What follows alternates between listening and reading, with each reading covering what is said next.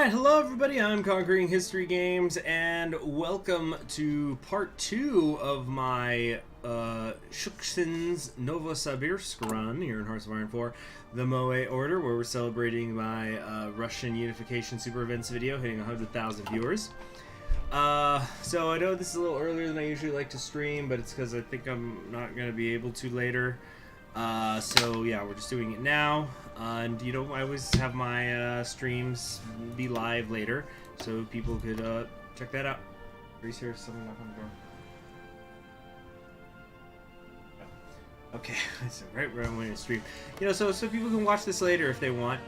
And also, I do know that No Step Back is going to be happening pretty soon. We got less than 2 weeks to go, or actually exactly 2 weeks to go.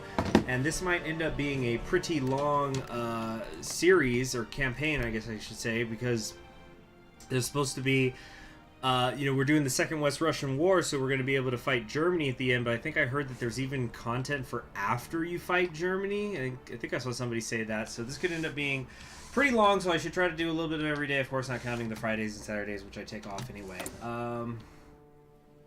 So I think what we were trying to do right now is we were still trying to increase the political pressure on Tomsk, so we could just buy the Central Siberian Republic up here.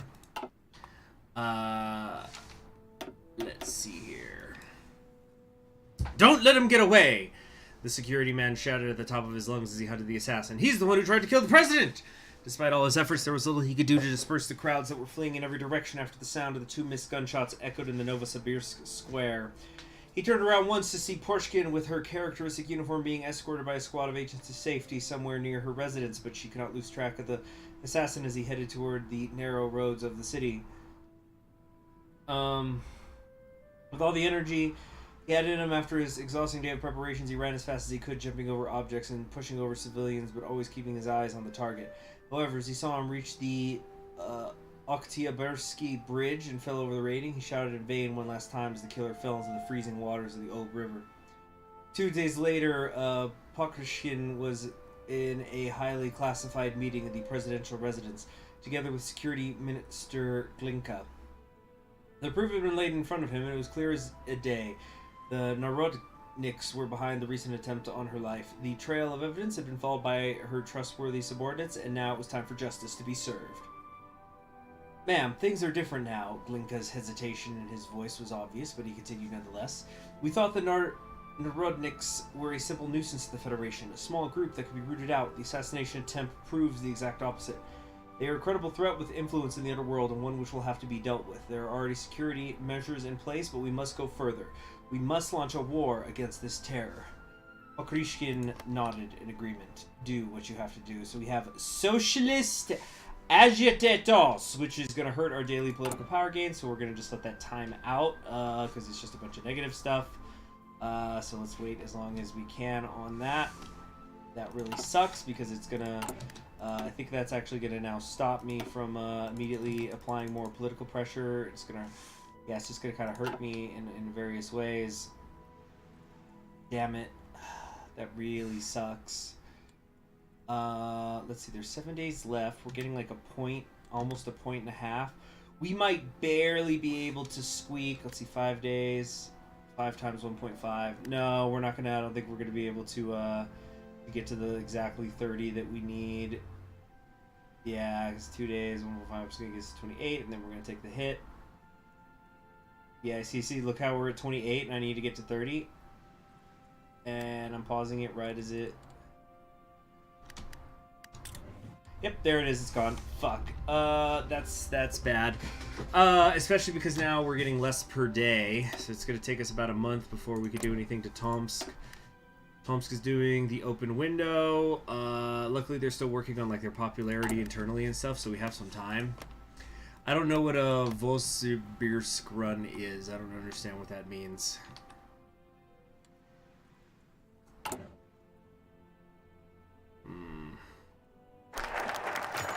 Investigation begins.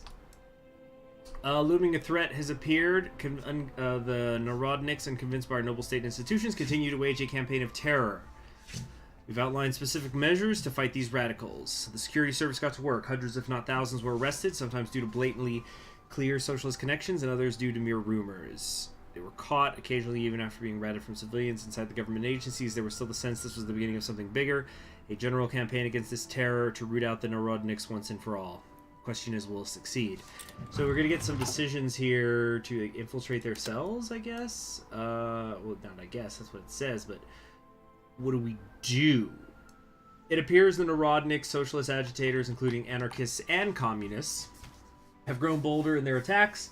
These terrorists must be dealt with by force as soon as possible, as we risk an uprising in the case of war. Our security services must investigate any lead possible, disrupt their operations, and contain their threat before they can cause any massive damage. Many of their hideouts have already been located and operations have been planned. The Federation is no home to terrorist scum. So these take command power points, which we don't have much of. Wait a minute. Can't we use command power right now? Increase military pressure. Nice! Okay, so we definitely can't do this other stuff, though. Crush the agitators. If we don't in 200 days, it could cause significant damage. Investigate it. We can't investigate until we do the others. Okay. Okay. I guess let's do this renewed contract. Yeah, because eventually down here we can get some political power, which is nice. And about June, we, because, you know, we're getting 1 and a little bit of change per day of political power. That's when we'll do that final pressure on Tomsk, I think. Yeah, then we could just straight up take them over. Okay. We will see. Dun, dun, dun, dun, dun, dun. Oh man, that no manpower really sucks. Oh, we could do some training down here. I don't know. Industry? It's Central Siberia. Industry's the way to go, right? Negative 13% stability. Oh boy. Always fun. How's everybody doing this afternoon? Hello there, Sargon. I was reading about your namesake a little bit today. I was reading about the interlocking trade that was in the ancient world in like the Middle East, and how far it stretched, and how Sargon of Akkad had records that show reference to what is basically the Indus Valley, although they didn't call it the Indus Valley. They called it some long name that started with an M. But yeah, I thought that was pretty interesting that out here in Iraq they were trading with Northwest India thousands of years ago. Oh, no. Okay. So, let's get that firm grip. Okay,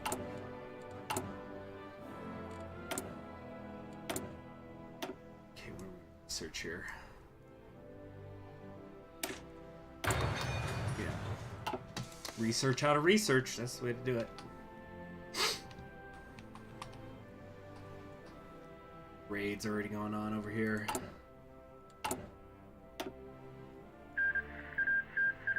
Wait, who's already down? Oh, Irkutsk won quick. It's only a few months into the game. That that could bode very well for Yagoda, for Buba, Yagoda. Yeah. People's Revolutionary Council 1. Red Army stands above all.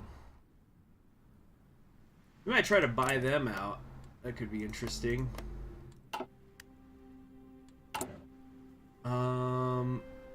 Implement worker concessions. Which one's that? So used to the vanilla UI. Here we go. Oh, this stuff. Nah, I don't give a crap about any of these Siberian plan things. Okay, 2 more points. 2 more points. And I think we'll be able to just take over all of Tomsk. Alright, here we go. Initiate political pressure. Are you serious? Just a pinch? Ay, ay, ay.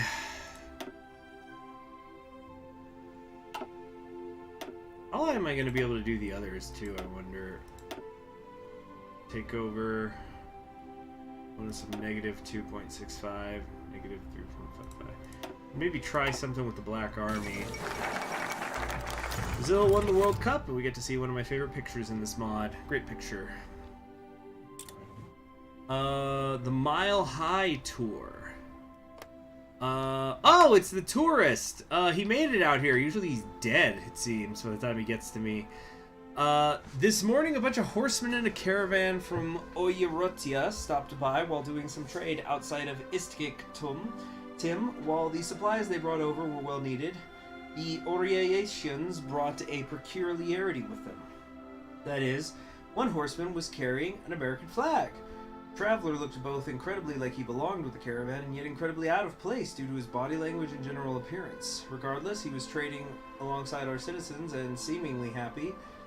And then he ran into some soldiers who he did not stop talking to. My name is Steve. I'm a tourist from America. I've heard of the aircraft plant here, and have you seen your planes soar? And I've seen your planes soar all throughout this part of Siberia. They're absolutely fascinating to me. While his Russian was rather broken and he could barely hold a coherent conversation, he was traveling with a native who explained his situation. Zoya, as she was called, gave context to Steve's story and explained his desire to travel the Russian warlord states in order to document his experiences. Let's see. Of course, the soldiers wouldn't pass on an opportunity for some entertainment. They offered to take him to the capital where they would commandeer an aircraft. Steve and Zoya generally accepted, and the soldiers decided to drive them to the capital. While on the way, Steve was spinning eccentric, heartfelt tales about his previous travels from eastern Siberia. This enchanted most of the soldiers, yet two of the most serious of the bunch, Evgeny and Anatoly, were infighting about which plane to take the young American up in. I'm telling you, Anatoly, he would love the old Soviet I-110. Americans eat up that historical stuff. No, Amerikansky love fast and dangerous. We should take out the jet plane that Alexander was working on. After much debate, the two came to a consensus with the other soldiers alongside Steve. Gosh, let's do a shave file here. I've thought about doing a thing where I look up all the events and read them in a single video. What would you guys think about that? It's a pretty interesting concept. This Amerikansky traveling along the way. We're gonna do the vintage plane.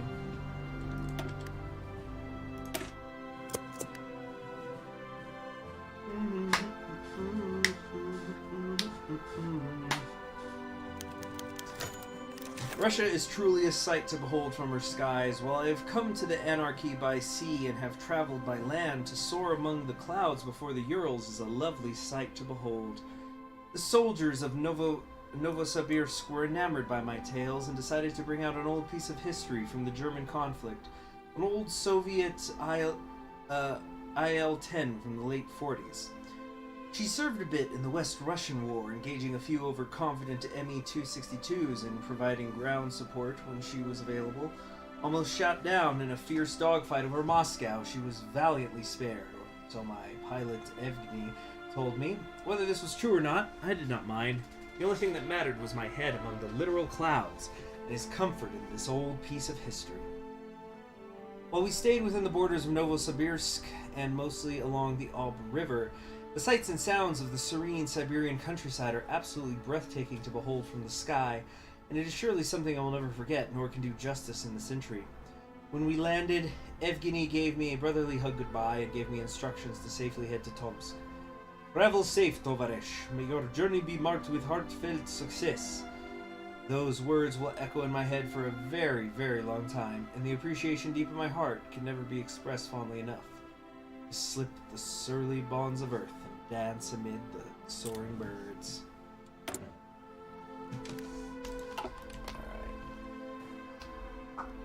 So he's alive! Hopefully we will someday down the line see the event where he gets back to the United States and publishes his book. That'd be fun. We have very low manpower, guys. Don't know if you were aware. Civil Rights Act. Okay. Turning point in the story of the nation. And the triumvirate collapsed. Okay. Oh, what's happening? Oh. Alright, we can start infiltrating these cells. Yeah, I really should, because we've already chewed up a quarter of the time we have within the Nardonics. Anton took his seat. The other Nardonics were talking to each other, but he wanted to lay low. Barely any background checks. Did they suspect him, or were they just that inconfident? He's an undercover agent. He hoped he wasn't being fed false information. Good evening, comrades. I'm pleased to welcome our newest recruit, Anton Levitsky, to the revolution. As you know, our fight against the tyrannical Alexander Pokrishkin is only just beginning. The Narodniks as a whole have seen much success, yet our cell has done little to assist the rest of our camaraderie. If the revolution is to succeed, we must aim for larger targets. Like what? Said Anton, turning on his audio recorder. The army has stepped up their game, and we have become a massive priority for the Novosibirsk government. Okay, so there's rail lines taking down an entire bridge. We'll have Novosibirsk cut in half for months. Where are we going to get enough explosives to destroy the bridge? Who's going to do it? You replied saying you were a demolitions expert in the Red Army. I think you'll be perfect for the job. Supervised, of course. Looks like I'm blowing up a bridge for the Narodniks, then. Okay. Is he gonna actually do it? No, that'd suck. Had to get a squeal ahead of time.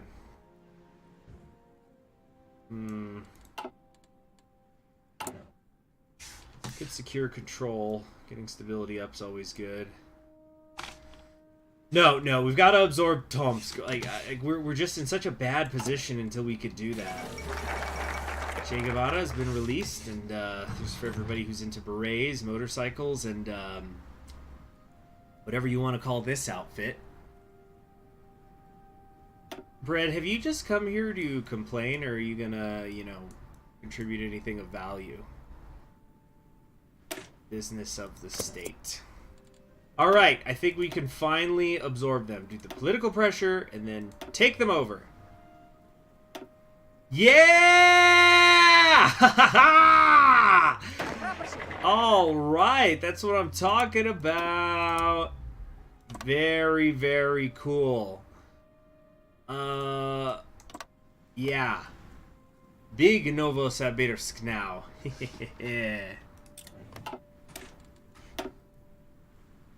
Let's see.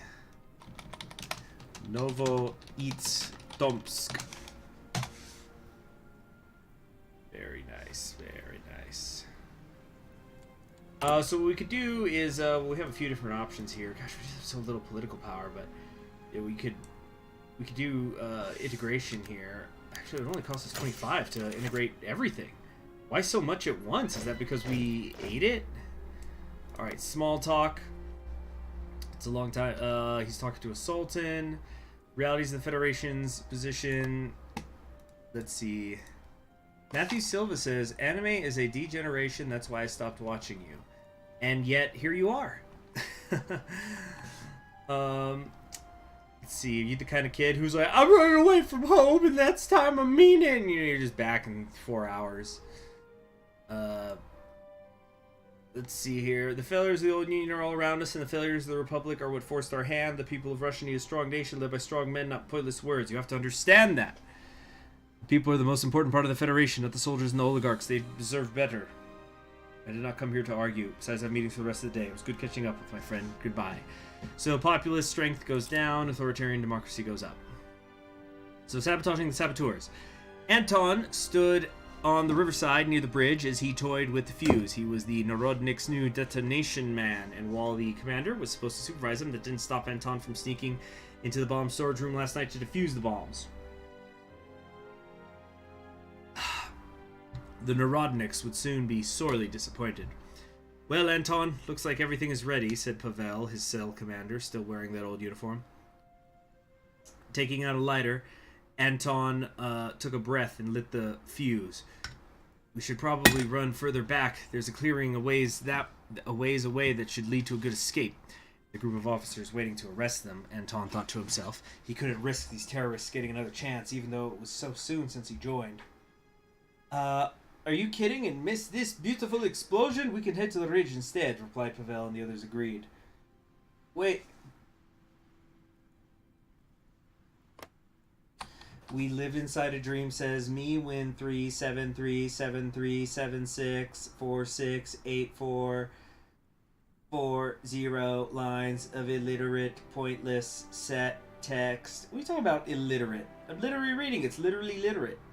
Maybe you can't read it. Is that the issue? You can't read it, so that's why you got mad about all the words. You just want to have the war arrows go brrr. They went to the ridge. So, reaching the ridge, Pavel frowned. Anton, why hasn't the bridge exploded yet? Did the fuse break? Another Narodnik pointed to the bridge. Commander, the SB, we've got to get out of here. Looking at the bridge, it appeared the officers had realized that Narodniks were not falling for Anton's trap, instead heading over to cut the fuse. Shit, we've got to go before they see us.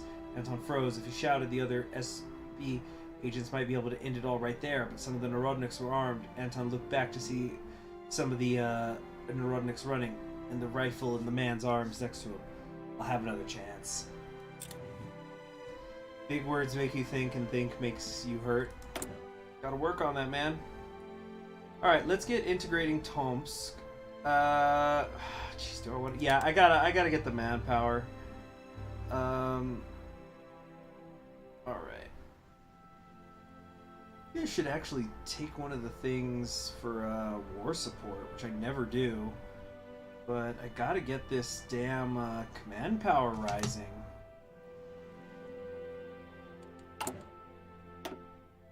don't know, veterans of the war. Great elite troops, fighters. I don't know. I don't know, I don't know. I don't know, I don't know. I have so many strong reservations. War has begun in the desert. Another one of the pictures I like quite a bit, so detailed. Quiet chat today, very quiet. That it is kind of mid-afternoon on a weekday, probably people at work and whatnot. Into the line. Let's see here. Commander Pavel paced between each and every Narodnik member, his head down. What's this?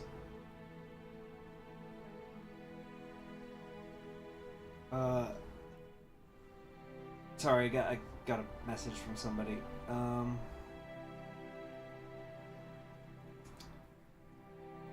I don't know, sir. Perhaps, the commander interrupted. Anton, the SB came out of a clearing, the same curling you wanted us to escape to. Is that just a coincidence? Anton gulped, pressing down the button to signal the ambush. It was time. Yeah, it's a panic button. He just hoped the Narodniks didn't shoot him on sight. A crash came from upstairs, the beginning of the raid. SB agents flooded into the room down the stairs. Before Pavel knew what was happening, Anton had already grabbed the pistol out of Pavel's belt, holding it to his head. Pavel Orlov, you are under arrest for treason against the Federation, the commander laughed. Looks like my suspicions were correct then. You answered more directly than I would have thought. Comrades! The time has come. Let's show we don't go down without a fight. The other Narodniks looked at him, then to Anton, then to the SB agents. Slowly dropping their weapons with their hands raised, these students having no wish to actually die for the revolution. Looks like you're coming with us, Pavel. Please face towards the wall. One by one, they will all fall. Investigation progress increases by 25, and nice! The socialist agitators thing is getting modified so we can get some more political power coming in. That's really, really useful.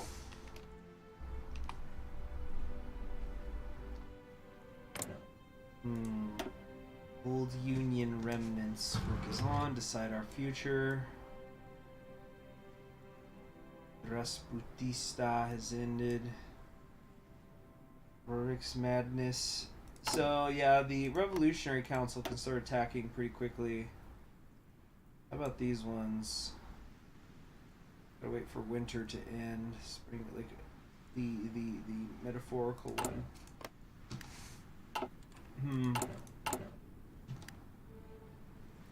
Oh, I can't scavenge for loot!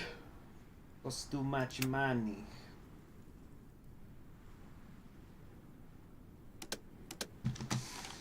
So short on resources. Even though I geographically now have this big area, it doesn't really work that way.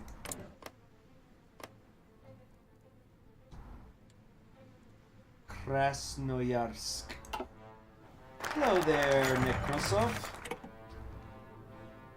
Okay, representatives from all the major firms operating within Novosibirsk, they had come, following overtures from the government, to discuss a series of potential deals that could be made. Deals that could, Podkrishkin knew, not only have a tremendous impact on the Federation's economic future, but also on the lives of the hundreds of thousands of workers within it. He very much wanted to close these deals, but he also knew keenly that they would not come without cost.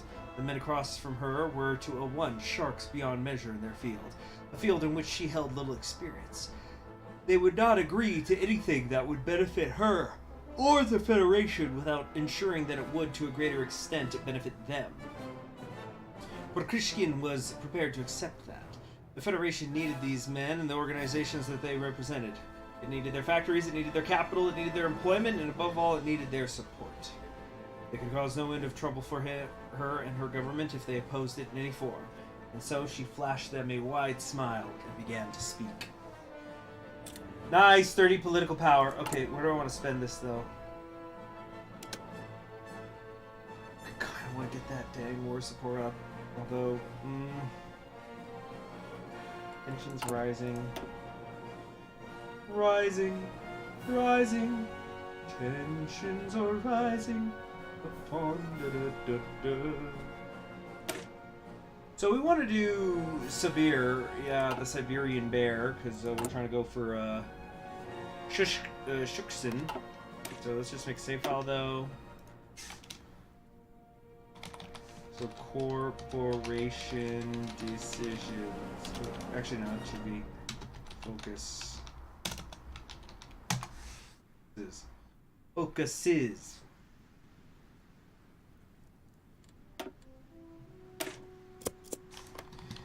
Yeah, it really is so few people watching. Must be because everyone's watching the Kiata Endurance stream. She's still going? Yes, as a matter of fact, she is. The bento that you...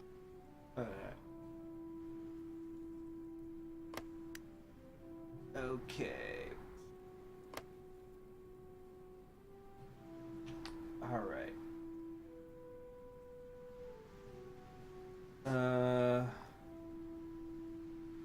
What's going on? Why am I not... Why am I paused? Oh no, what's happening? What's happening? Okay. Thought I was gonna crash or something. We're good, we're good.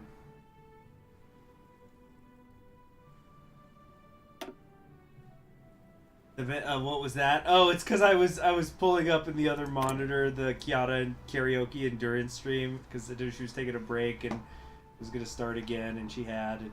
Yeah, the volume was just on for that. That's all. Dang, I should do like some stream review for these days when there's not much going on. I should have like a little notebook of stuff to talk about. I guess let me just talk about random stuff. What's going on with me? So, has anyone out there read War and Peace? Because I'm doing that for basically the first time lately. I read some more of it this morning. And I was just kind of thinking, because I was rereading Anna Karenina recently. Hold on a second. The People's Apocalypse. Universities of Tomsk produce more manuscripts and manifestos than most people care to count. One piece published anonymously has spread controversy throughout Siberia. The People's Apocalypse. The Four Horsemen of the Apocalypse. Oh yeah, it's basically the people outside of Tomsk, except I have Tomsk now. Condemning the four men, so it's basically the people who broke off. Condemning the four men is bringing about the end of the promised people's realm. The story ends with the land destroyed and all four being consumed by madness under the weight of their own evil. Excuse me. Turning to stone as hideous reminders of their deeds, though it is left unanswered whether anyone will survive this end of days to remember what has been lost. A haunting tale. Shoot. Did I... Okay, I did click integrate Tomsk already. So here's what we're going to do. We're integrating Tomsk, and we're going to do... do I want to do the war planning? I think I have to, even though it's going to hurt my stability. You know, we're going to do that and secure control. It's because I got to get this going. I need to investigate these factories and stuff. Let's see. Nekrosov says, I've tried several times. I can't get past the first chapter. I don't know why. Haha. Well, I would say that the early chapters are some of the most difficult to read, unfortunately. So I totally understand that. What I would say you should do is try to find a nice translation that works for you. The translation I'm reading right now is, I think, the mod one. Hold on a second. Yeah, I'm grabbing it right here. So I've got the... let me double check that. Yeah, translated in with notes by Luis and Elimar Mod, that has been revised and edited by Amy Mandelkar. So she's just kind of tuned up their translation a little bit. But I like that one. Speaking of the French, hello there, Emilio. I was just about to bring up French. So one of the kind of key conceptions in War and Peace, I think, is the use of French versus Russian language. And I like this edition because I'm reading the Oxford Rule Classics edition, because the French words are put directly into the text, and then there will be a footnote, and you have to read the footnote to get it in quote-unquote Russian. Of course, I'm reading it in English. But it really makes it very clear how much the characters are using French. And I'll elaborate on that after I read this event. Cleaning staff have done a hell of a job. I apologize. The polish touched every aspect of the building, inch by inch. The mayor was there. The contract the government will sign with Sibir Corporation will bring them closer together. Bottom line was far more crucial to the livelihood of these companies than frequent visits from an eccentric actor politician. I'm sorry for the delay. Our guest just left. The executive officer will see you now. About time. Take me to him if you please. Certainly, sir. New deal is signed. So we're now going more federalist, which, where do I check that again? Well, Sibir's got more power now, but where do I look at the thing? Here? Yeah. So I think we also are supposed to try to get away from corporatism a little bit. So we'll do overtures to the people, right? Look at the power junta corporations of worry and apprehension. Give the workers a state-sponsored union to air their grievances. Yeah, I think this is what I want to do. Yeah, so that's what I like about this mod translation, but there's just so much good stuff here, and so the piece that I was reading this morning, without spoiling things, is there's a scene where a character gives birth, and you know, I also reread Anna Karenina recently, and it's there's something about Tolstoy. He just knows how to write scenes that are about childbirth, and they're so good. I don't know, I guess because he was familiar with it. I think Tolstoy had like 13 kids or something. Let's see. Oh, hello there, sophisticated. Or sophisticated. War and Peace was fantastic. Once you get into it, a true sweeping epic. I found the parts about the Freemasons very interesting as well. Yeah. So, like, what I'm trying to do is I'm trying to read through this unabridged version of War and Peace before the end of the year. So the version I have has, like, over 1,300 pages. And I think I had done the math. I need to do 25 pages a day to finish it by the end of the year. I'm actually ahead of that pace right now because I'm on page 352, and I actually want to read some more of it later. And, like, I'm annotating along the way, which extremely rare that I annotate when reading fiction. Yeah, Tolstoy is such a Chad, yeah. Yeah, him and his wife must have been pretty close, because it's my understanding she was also, like, his editor and would, you know, help write out stuff by hand. Okay, we gotta investigate factories. Multiple suspects are under investigation for disturbing the peace, inciting violence, and for multiple charges of conspiracy. Threat posed by these terrorists unknown at the time. There's posters inciting anti-government propaganda. Suspects discovering distributing weapons to various workers among the population. Suspects wish for workers to overthrow the bourgeoisie, bring about the workers' revolution. It is clear the terrorists among our population are targeting working-class demographics. These terrorists appear to be aligned with Bolshevik organizations. Industrial sabotage could prove fatal, while our government is so reliant on a handful of industrial centers. We can't let this get out of hand.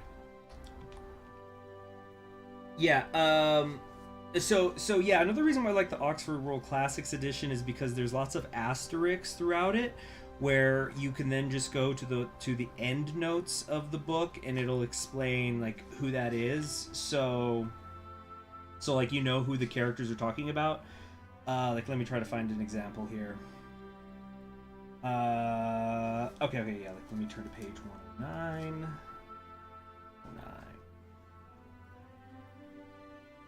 2nd here.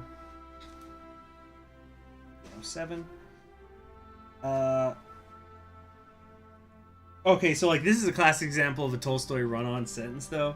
There's a part where it goes, "The old prince seemed convinced that not only that all the men of the day were mere babies who did not know the ABCs of war or of politics, and that Bonaparte was an insignificant little Frenchie, successful only because there were no longer any Potyomkins or Suvorovs left to oppose him.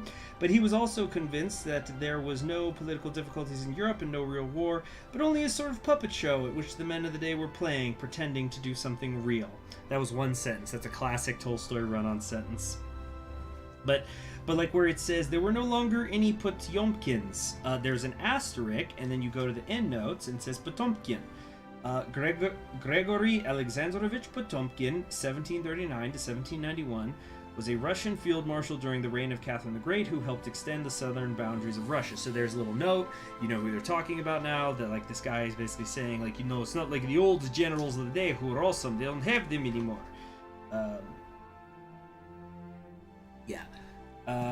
So yeah, it's a really good edition.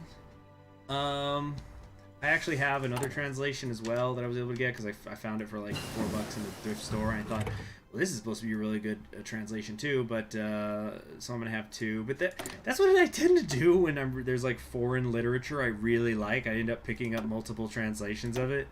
Like I have 2 copies of Les Miserables, and if I ever found a cheap version of a different translation, I'd probably get it.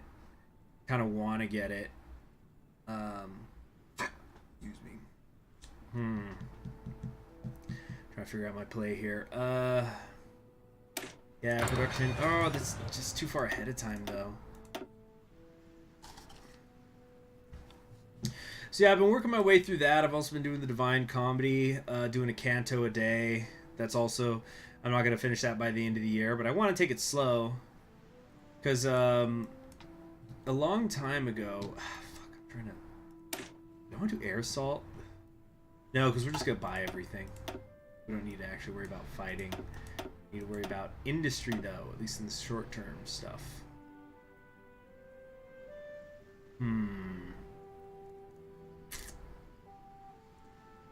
Let's get this.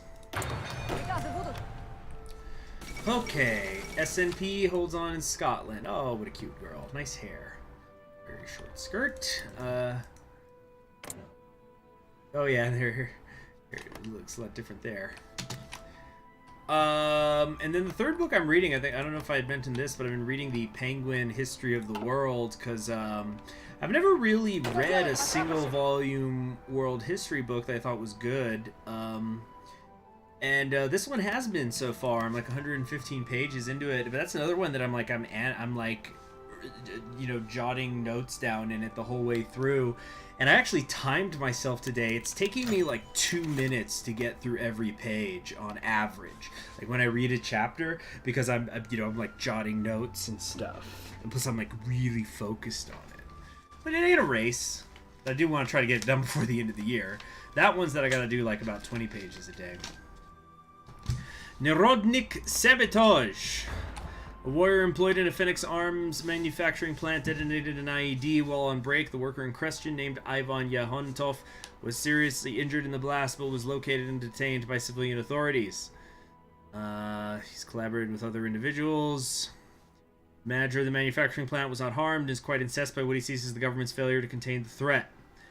Estimated damages at $2 million US, 17 reported deaths, 30 wounded, 17 in critical condition. 5 employees of the plant are not accounted for. Narodnik threat greater than previous predictions. They may have won the battle, but we will win the war. So there we go. We just lost a factory. We can't fill in these garrisons. That's not good. Yeah. So I'm just reading a lot. Reading. I was actually trying to think about it the other day. Like, I can't remember the last time I watched like a TV show, or a you know, like a series. Let's see, that's a lot of reading. You're doing a good job. You seem very driven. Yeah.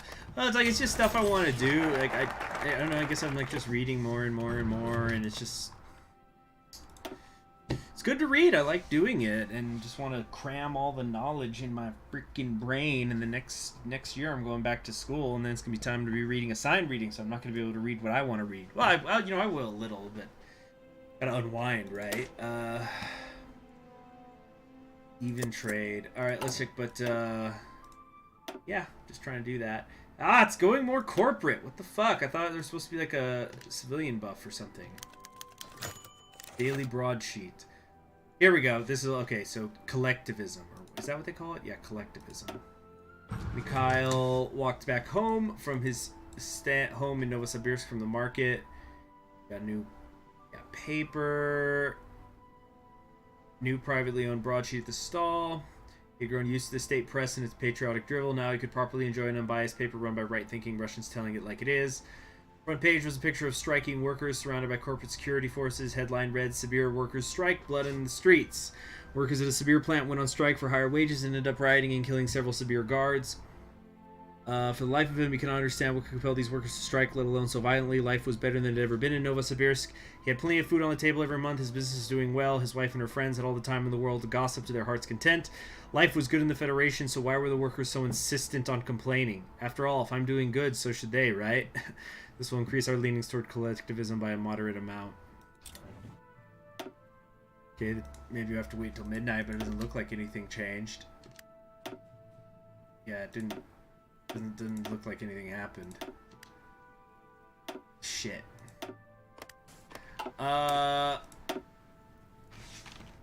This is not good.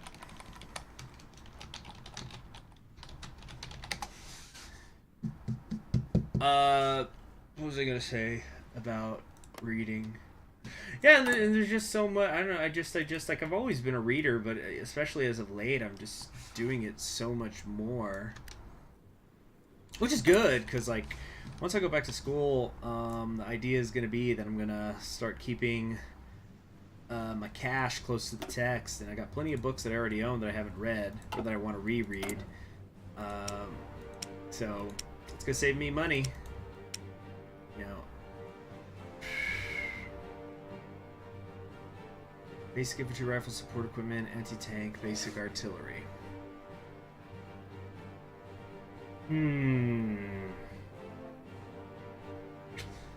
do I want to do here? We're short on everything. Who am I kidding? Doesn't freaking matter. We're going to be in a lot of trouble if we end up going to war at any point in the near future. So we need to start pressuring people. So 3.81, 3.39. People's Revolutionary Council is going to be going to war early and often, though, but I think they can actually hold on. So,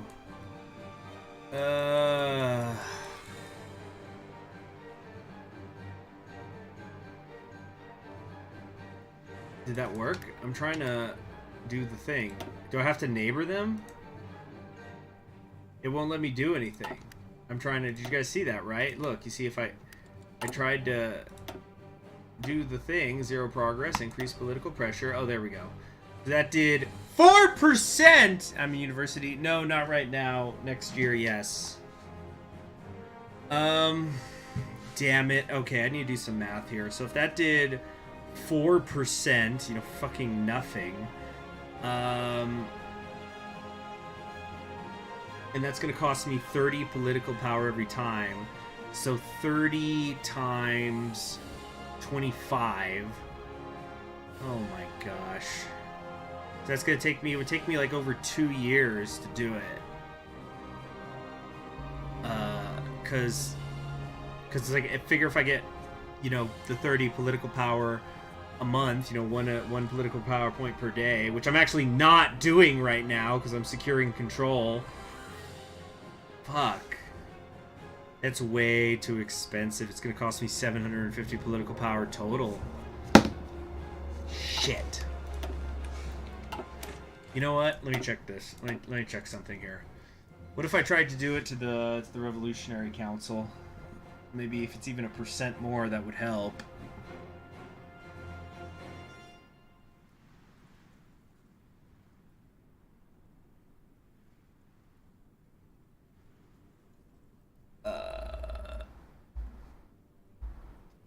Come on, come on.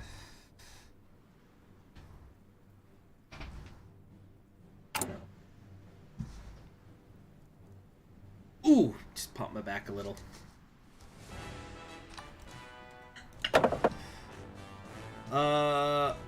Alright. So, like, let's say we went to the People's Revolutionary Council, and I did pressure, which it won't let me do. What if I try military or the economic ones? I think it might be the same percentage, but it's I could just do more than one at a time. But you see my command power is so shitty right now, how fast I gain it. Okay, do I need to wait for there to be like another percent? What's going on here? Wait a day.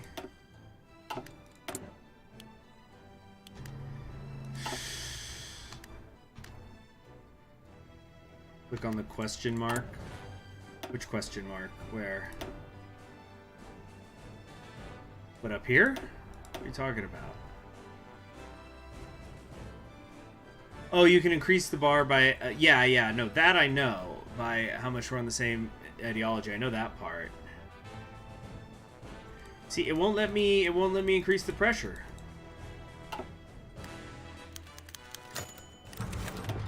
So... yeah, and the economic thing, I don't know when it's going to pop up. And here's the other problem, is I'm trying to change my government. And to do that, I'm going to need political power, because I'm pretty sure I have to be in the federal collectivism square. Sibir is doing bad. Their loyalty is dropping. Ugh.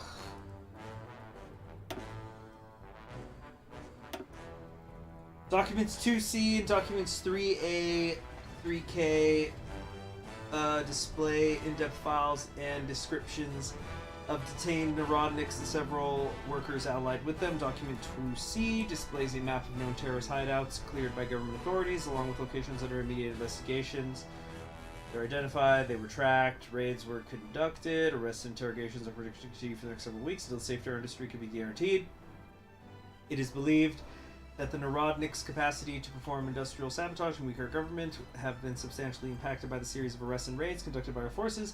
The Narodniks will likely not target factories for some time until they believe government surveillance of factory workers is diminished. It has been requested this investigation be made a low priority occupation due to the decreased threat to our industry. The Narodniks shall prey upon our workers no more. So that's modifying the socialist agitators thing some more, which is nice.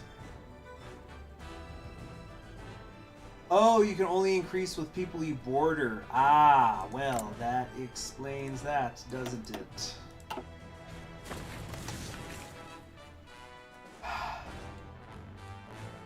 Well, then I guess that means we'll just be using that political power for other stuff.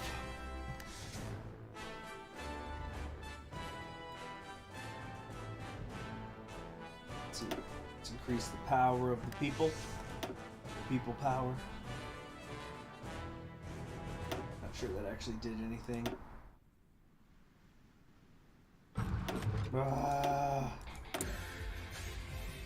Okay, here we go. Launch the final raid. We can't do that yet. 57 days. We are really running out of time here. Increased patrols in Altay. Soldiers of Novosibirsk exhausted after hours of slogging through the rugged terrain of Altay, threw down their packs and slumped against the stones. 72 hours, friends. We bound here, cutting our feet bloody and shitting behind rocks for 3 fucking days. Do you see any Narodniks around here? How about you, Luca? Not a little single one of us has seen hide or hair of a Narodnik since we started patrolling the Altay. I'm starting to think those geniuses in intelligence fucked up. Just who is, as they move deeper into the mountains, hidden eyes continue to watch from afar. Just who is tracking who, yeah.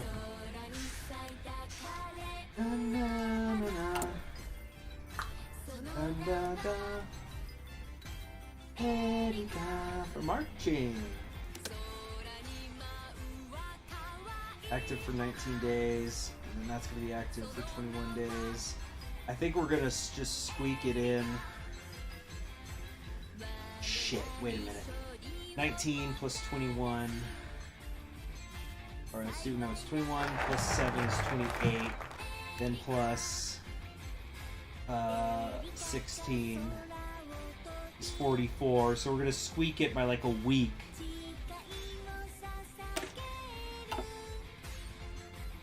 Fuck.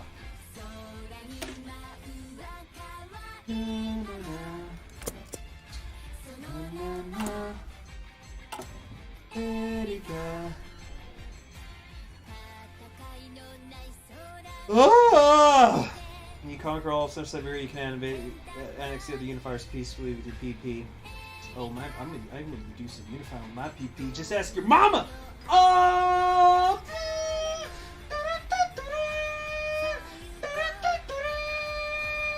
Yeah.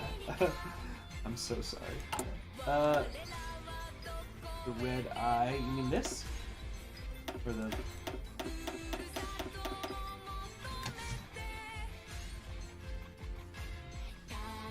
Funky with a hammer? What? I do not understand. Hi there, Tyler. Whoa! What happened to the Siberian Black Army? Why is it that color? Oh, it's because I'm on spy mode.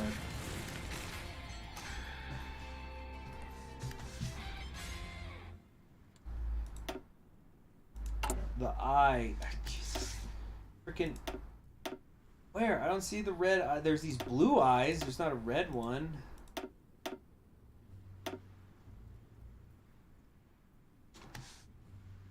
Oh.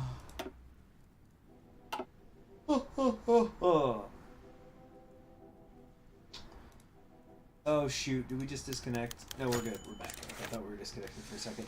Cabin in the woods. Litkin squinted at the shape that stood in a small clearing ahead of him. Ash fell absently from the cigarette dangling from his teeth. It was a decrepit structure, all rotten wood and broken glass, a door hanging loosely from its frame like a broken jaw. Oh, I gotta drink some water. Excuse me.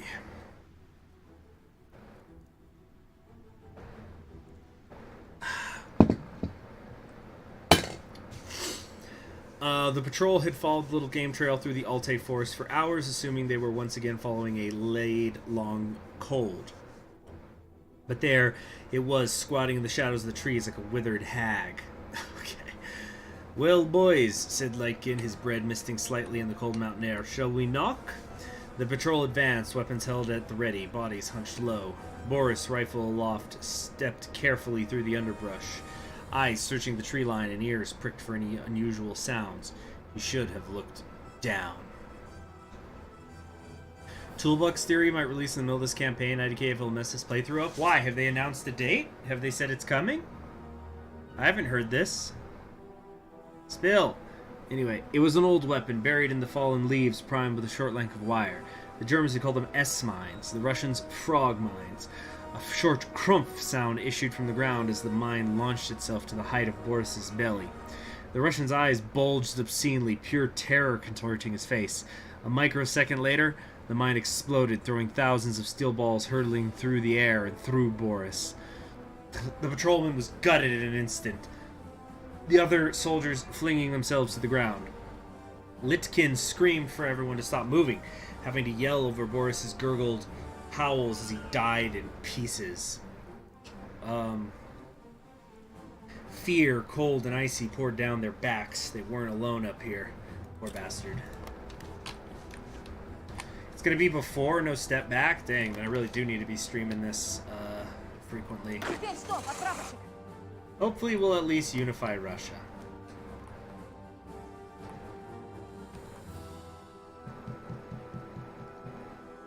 So Toolbox Theory, I'm actually not entirely sure what all the new stuff is. I don't think it's gonna have any focus trees, but I think the main thing is that it's gonna do the economy. It had been days after Boris died. Novosibirsk men had quickly fallen back to the military form, knocking out the rust of their Langor. Search of the cabinet revealed little at first. Hours of painstaking piecing the burned bits of paper back together. Now the patrolmen lay in wait for their enemy. They killed the first few terrorist knives, spilling red on the green.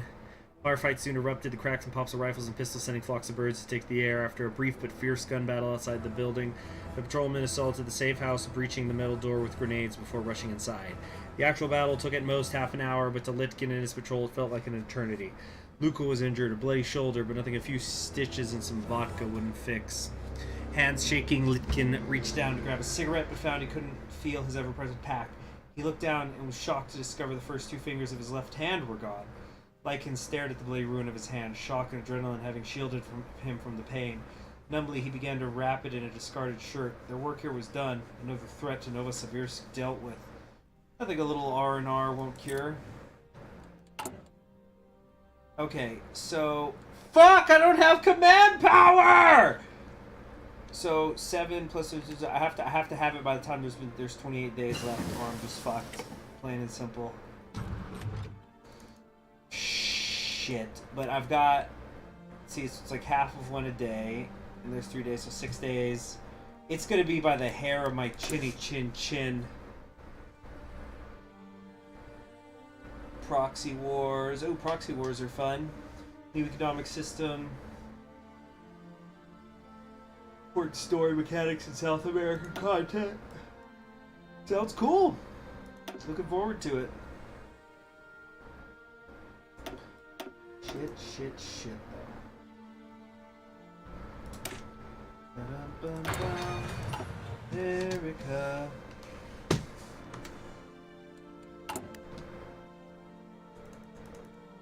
So we need to watch for this to hit 15.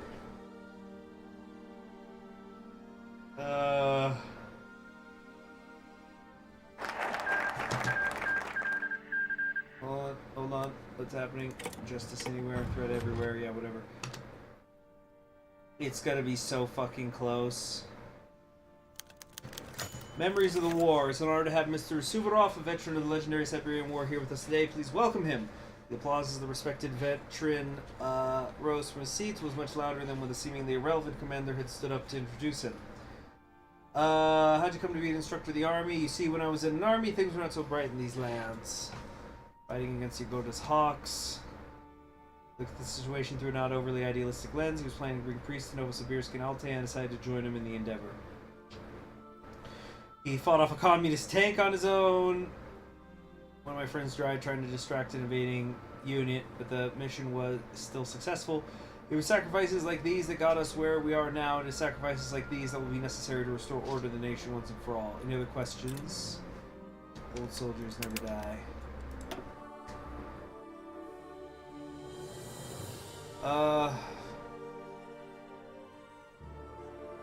Mechanized infantry.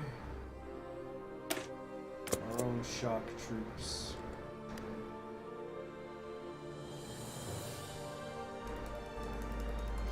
Come on, 29 days. So it's gonna be exactly 28 days. This will work. Communist sympathies. So this is gonna take active for 20 days, and there's 7 days there.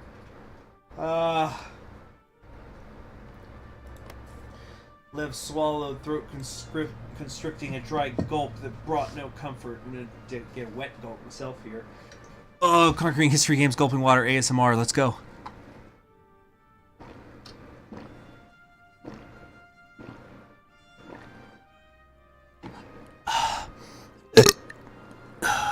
Excuse me. But you boys didn't mind that, right? Alright, let me go refill my stein here.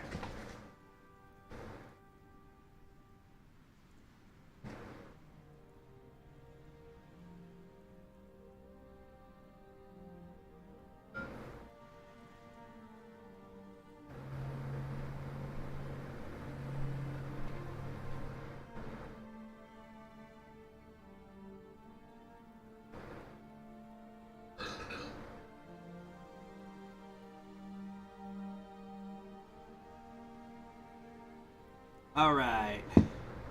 Yeah, sure, Thanatos, thank you.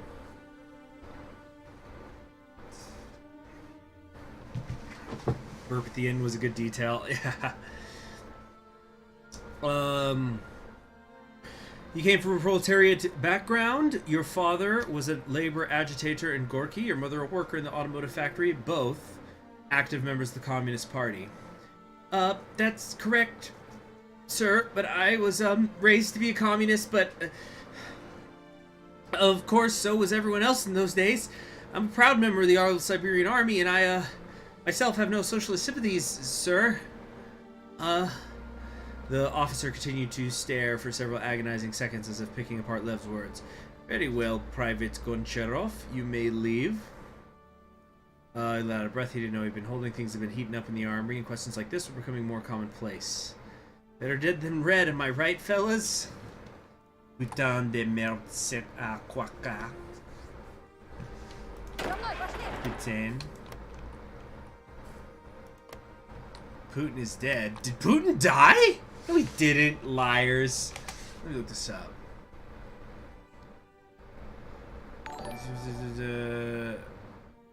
Yeah, he's in the news today. He's not dead.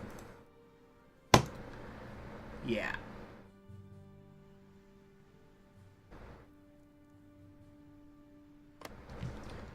Mods economy explained. Get debt down with reserves. Always bring down military spending unless you're in Russia, and always spend more on Civ. That's literally it. There you go. That's all it takes. Hold on a second. Need to do something here. Just a little issue. Okay. Oh, hold on. I have a little problem.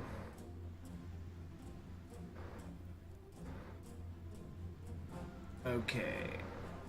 Minimize that. Alright. Thank you very much. So, what do we got here? Crushing the agitators. Yeah, we're... yeah, it's gonna be so fucking tight. Get scavenge for loot. I don't know. Resource extraction stuff. Get worker discontent up. Decreasing the factory goods. What's my consumer goods at now? I'm at only 7%, so if I divert civilian production, I'll be at none at all, you know?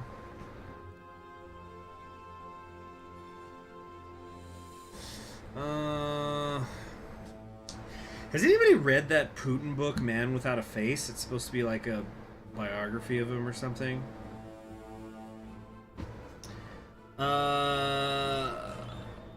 Yeah, this will hurt my base stability, but I think it's still worth it. There we go. So we'd have no consumer goods. Everybody works for the cause.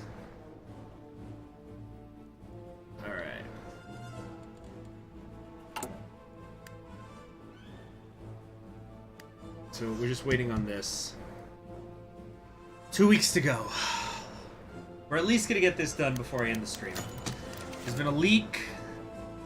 Body whipcord tense and sweaty under civilian crows. What was the contact? You must be Boria. Paperwork were slipped. Code words exchanged. The two men farted raised. To report Ludomir Tashev for treason. Okay. Yeah, so basically they're setting them against each other, you know, trying to flesh them out. The right hand strikes down the left hand. Can you try to buy somewhere in the west or far east, or are you blocked from that? Yeah. Because, you see, if I try to do this, only neighbors can be influenced. Far East warlords can be influenced after 1969. All Russian warlords could be influenced after 1971. So I guess the idea would be, though, that you have to use that political pressure and stuff before they declare war on you, because they're going to do it pretty quick.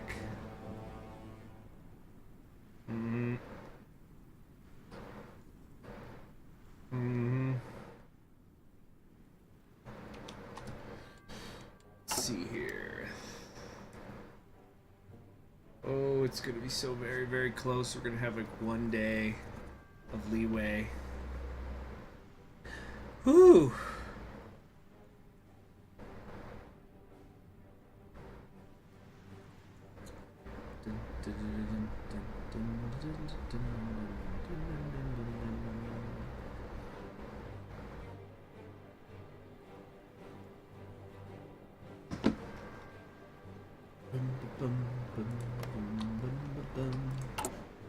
We're just, this is all that matters right now, is this tab.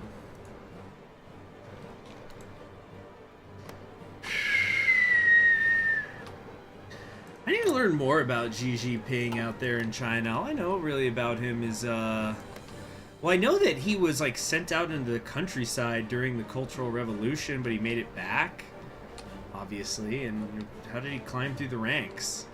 What happened? Like, what's his story?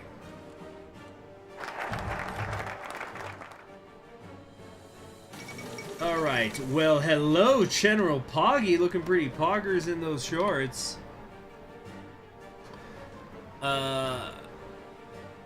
Alright, anyway, it's gonna eliminate she will eliminate the fascist menace by any means necessary. Oh, yeah. It's like, what the fuck? I hate fascism now. Gotta help eliminate it. A lot of this stuff really is not good for anything.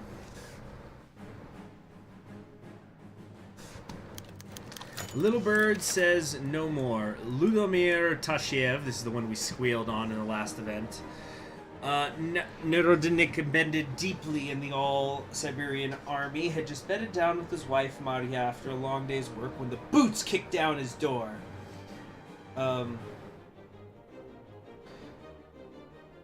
Just gonna seize there for a second. Shouts and screams erupted from the house as soldiers armed with pistols and shotguns cleared the Taushev household. His children cried. Maria lay huddled in fear, clinging to her husband, and Ludomir stared, stunned, down the barrel of the gun leveled at him. Lieutenant Taushev, said the soldier behind the shotgun, you are under arrest for treason against Novosibirsk and the Russian people. Ludomir purpled, tongue working in confused terror and rage, and he struggled to formulate his words. Under whose orders? Ludomir looked at the patch on the soldier's uniform. Corporal, he managed to spit out. Trying to pull rank, last minute. So the corporal spoke matter-of-factly, clearly unaware of how deeply his words would wound the captain. Captain Slava Kazkuchkov ordered your arrest. Ludomir's face fell, defeat sitting to his core. Good God, he had been set up. He went calmly, looking his wife in the eyes for perhaps the last time. Don't worry, darling. I'll be home soon. Okay, so we're getting more and more adjustments to the socialist agitators, so gotta launch that last raid. Except I don't have the command power, so we're just fucked. We're fucked. We are completely fucked. Oh, man. Yeah, so we're gonna take some sort of hit. God, are we gonna have to reload? Let's see how bad it is.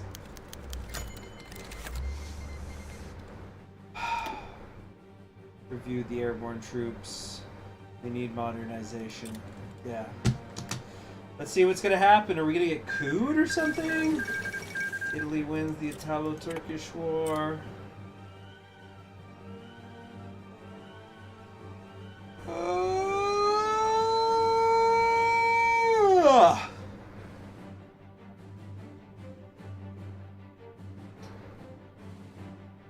Damn it. The console. The final raid.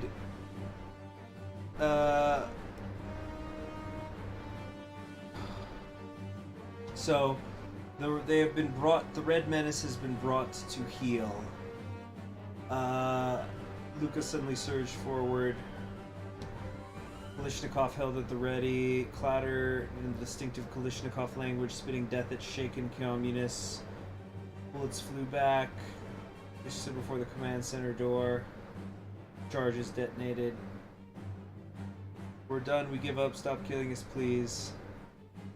So we just took a bunch of damage to like factories and instability and stuff.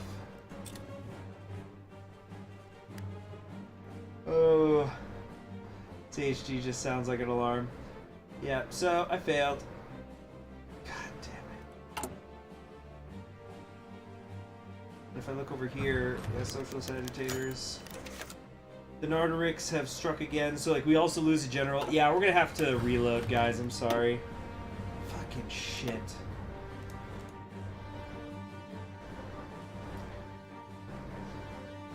Ah, how annoying, how annoying, how annoying. At least it's just a couple months, though.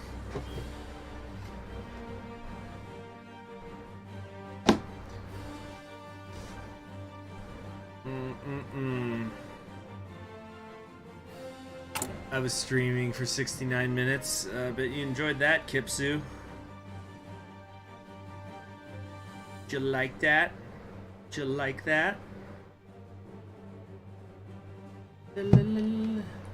So let's see what I could do to try to solve this issue. We're doing war planning, which is helping my weekly war support. Implement worker concessions. What can I do for war support? I don't know.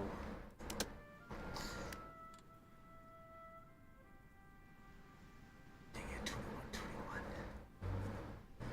Yeah, we just have to increase the patrols immediately, I guess. Just the, like, the instant, one of them's there. Mm-hmm.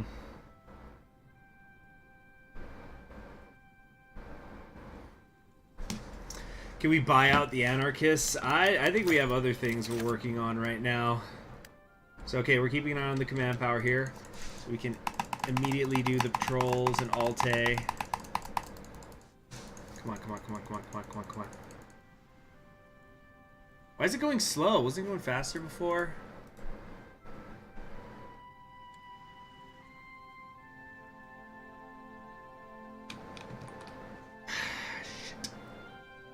Hopefully Alexander Men unites the Far East. Well, he hasn't even shown up yet. We don't know how that's going to go. I think Irkutsk could be a powerful one right now. Because, yeah, they were able to finish the war early so they could start consolidating. Look at that enormous crescent wrench. That's awesome.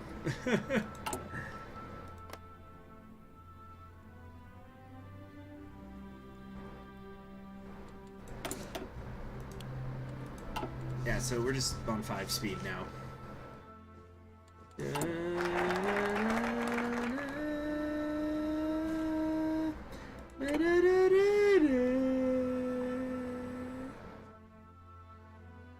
This is still divert civilian production, get those, you know, just get rid of all consumer good factories.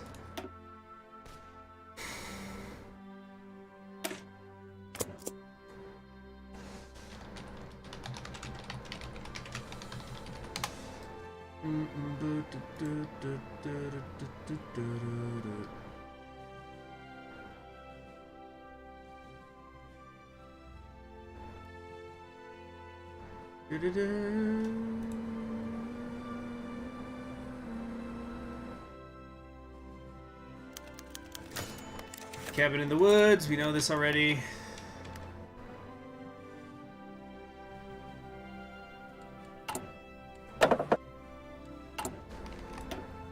Hello there, Pen Kitten. How are you?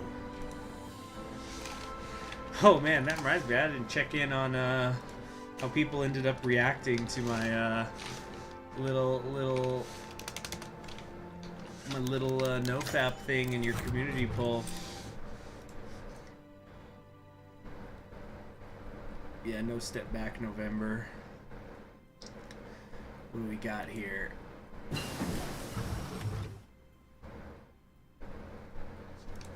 Let's see here. Oh, so you hearted my OK Coomer comment. That's great. Let's see here.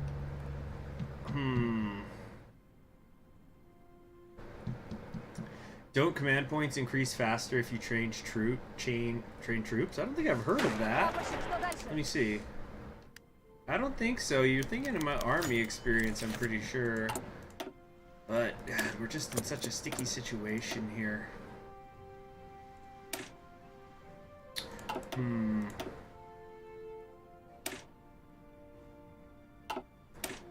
It's too early for that. Let's go with this instead.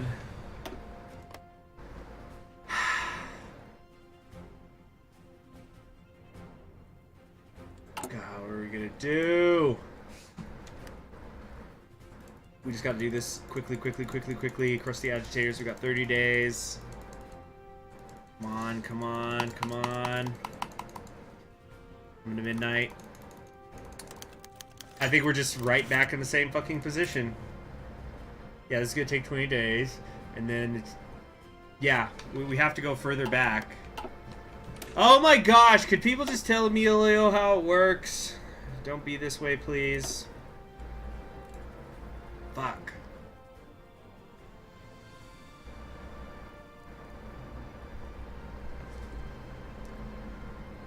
Fuck.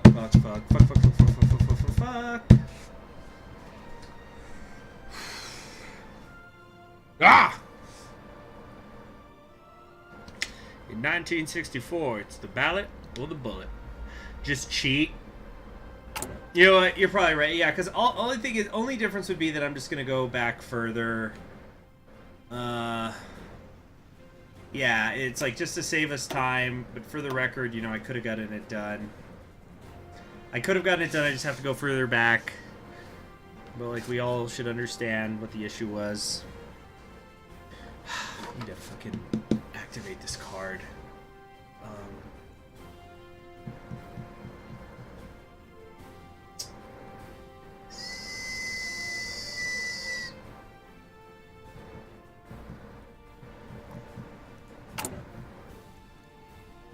I don't know how to console command points. Let me look that up.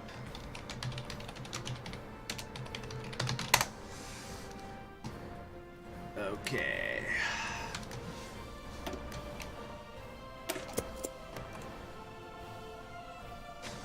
Okay, command. Here we go. There we go. So now we just wait. Sorry about that, everybody.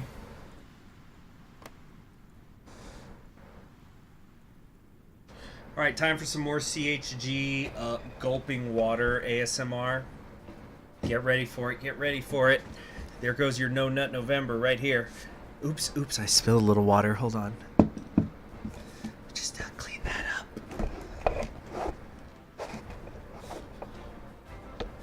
Just moving that mic around. Ah, it's the dang pop filter. Won't hold either. Hold on. Okay, I really do need to go get like a rag. Hold on. Or here we go. I'll use this. Yeah, I got a rag right here. Okay. Okay. So here we go. Here we go.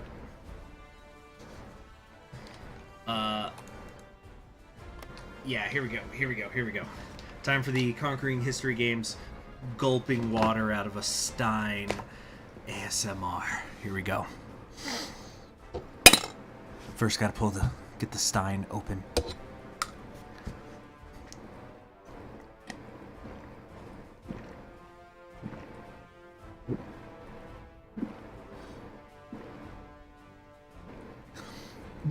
I'm gonna go back for a little more here.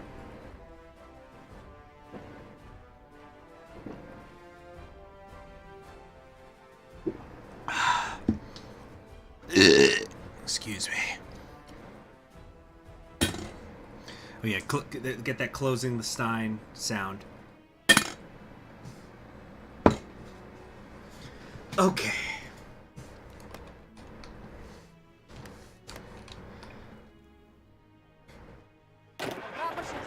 Okay, so let's oh, whoops. There we go. So yeah, now we got this. We should be able to do this just barely in time, by like a day still.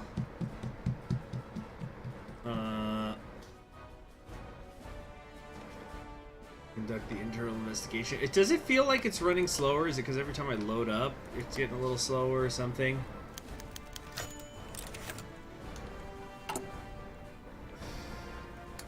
There we go. Communist sympathies. Better dead than red. Am I right?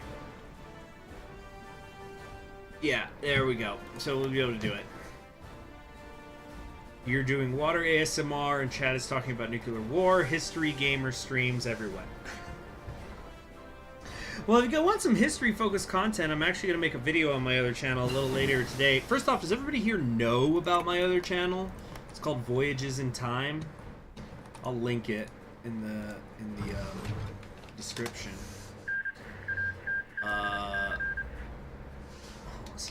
Voyages. But I'm going to put something up there later today, basically explaining what my plan is for the rest of the year.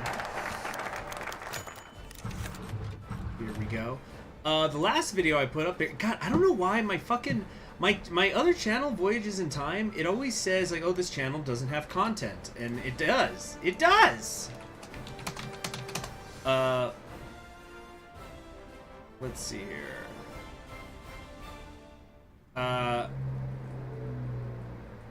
Anyway, but yeah, I did, the most recent video I did was of, you guys can actually see my bookshelf, which I've actually reorganized since I did that, but you basically can see what kind of stuff I have, but my new organization I think is much, much better,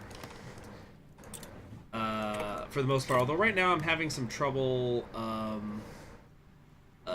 freaking deciding where to put my philosophy stuff, like religion/philosophy books, basically.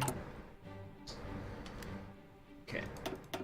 Where's the, hold on, construction. Yeah, so I have to once again do the Legacy of the Siberian Plan thing here. Okay.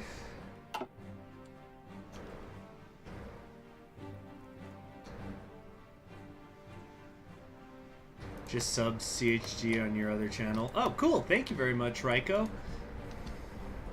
Yeah, I'm going to try to start putting some other stuff on there. The short version of the video that I'm going to do a little later is I'm basically going to say, because I want to do this Legend of the Galactic Heroes episode by episode review thing, but I have very high hopes about how I want to do it, and I frankly don't think I'm good enough at it, nor do I have the amount of time that I have to sink in to do it right. So it might be one of those things that, like, if I get 100 people on Patreon, then I'll, you know, bring it up again or something. And in the meantime, I want to do other stuff, and probably, like, practice with maybe doing an episode by episode of a short series. I have one in mind that's, like, 6 episodes. And that could be, like, I don't know, a test case, we'll say. Alright, launch the dang final raid. More than a few of us are going to die breaking into this fortress. The doors reinforced steel. Take some serious firepower. Rely on your training, and the man in front of you and behind you will see this terrorist nest blown off the map. God bless you, gentlemen, and good night. One last battle, then we can rest easier. So, another blow against failed ideologies. Except this time, there wasn't the blow-up. So, we beat them. They're done. It's finished. Over. Oh, General Poggy!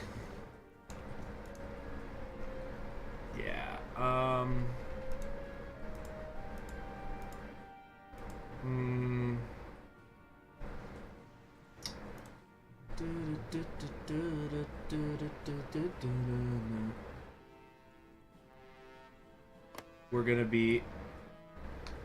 It's getting a little existential in the chat. I'll watch these after the stream because I know you only have a phone and all, but thank you very much. These will be interesting. By the time that technology is available, the weapons will already have been made. Soft lax over. Hey, Raiko Shin. There we go. The threat is ended, and we'll finally get rid of this red section here, or at least most of it. Due to our efforts and the efforts of the SB, it seems we have successfully contained the Narodnik threat. The investigations by our agents and those undercover provided enough evidence for the arrests, and the raid could not have gone better despite a heavy firefight. Many of the Narodniks have been put behind bars, and it seems the rest have gone into hiding or fled Novosibirsk. We won't have to worry about any more major damage in the future, and our government has begun to congratulate the efforts of those involved on the ground in bringing the terrorists down. With the Narodnik threat gone, we no longer have to worry about our factories being sabotaged or rail lines being destroyed. Our Federation is stronger than any who want to topple it. They never stood a chance. Okay, let's do a save file there. I think that's a good place to stop it. Okay, yeah. Socialist agitator events over. Nice. Woo!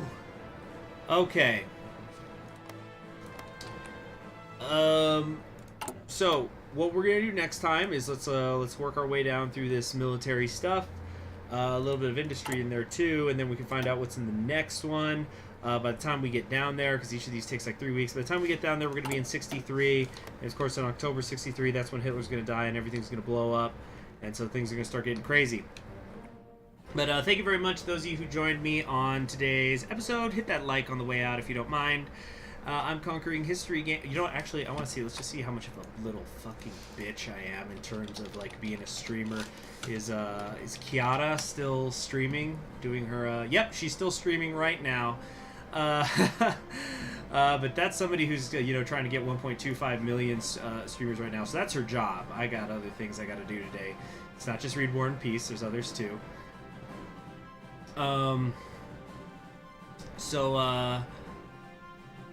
Yeah, I'm Conquering History Games, and I will see you later.